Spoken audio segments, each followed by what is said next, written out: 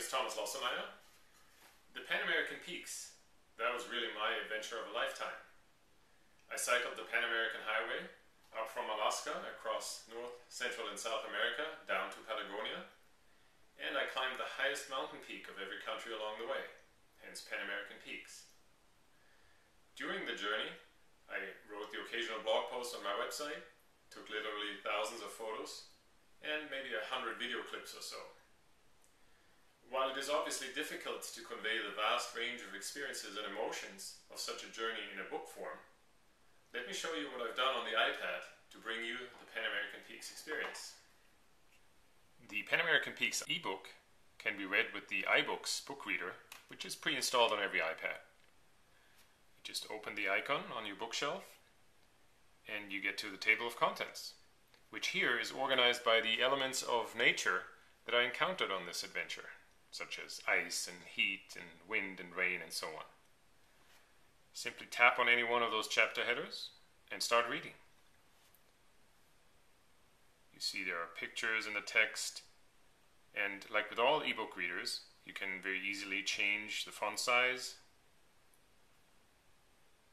brightness settings, and do a whole host of other things like navigating to bookmarks and searching for text and so on. Notice here on the left side, you see these little icons, in this case for a picture gallery. This way, with every chapter, I have pictures that you can view in full screen. Speaking of full screen, if you rotate the book around to landscape format, chances are that many of the photos will look even brighter on the iPad.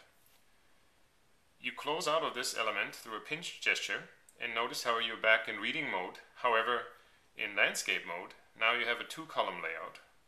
If you want to go back to the table of contents, simply pinch and close again, and now you're in the table of contents, which shows you both the preview of the pages, the thumbnails on the bottom, and you can navigate by chapter simply by swiping on the top. So you reach all those different chapters very quickly.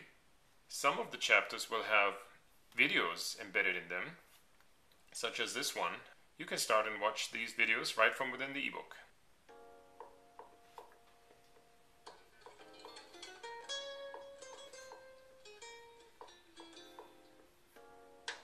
Now, of course, you can always close through a pinching gesture again and continue reading. You can even go back and simply tap there and continue watching the video.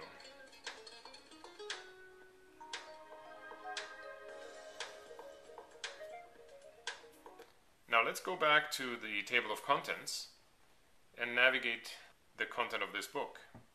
As I mentioned earlier, the elements of nature that I encountered are listed here roughly geographically, so you can at any time look at any one and say, for example, here on salt, the great salt flat of the Salar de Uyuni in Bolivia, and you get an indication of where I encountered this element. And on the left side, you can just simply click on, say, salt, navigate directly to the beginning of that chapter. Another thing that you can do right here at the beginning, if you're interested in more of a chronological sequence, the project took 3 months to prepare and 15 months to do from May 2009 to July 2010. And here I have all the major steps listed, and again you can jump from any of these directly to the chapter header and you can start reading there. Last but not least, going back there is a little plugin that allows you to interactively navigate to any of these countries, and you will see for every country, you'll see an image of both the climb and of the bike trip through that country. And let's say you want to learn more about Denali and the climb up there in Alaska, you would simply open a web browser and you go to the companion page, and you have the Denali page with more details, videos, photos, daily logs, and so on. If you go back to the book, you can do this for any other country. Let's say you're interested in the climb on Aconcagua, you'd simply tap on that photo. That way you get additional information, photos, and so forth from the companion websites. And with this, I'd encourage you to go out to the iBook store and add the Pan-American Peaks ebook to your collection of ebooks.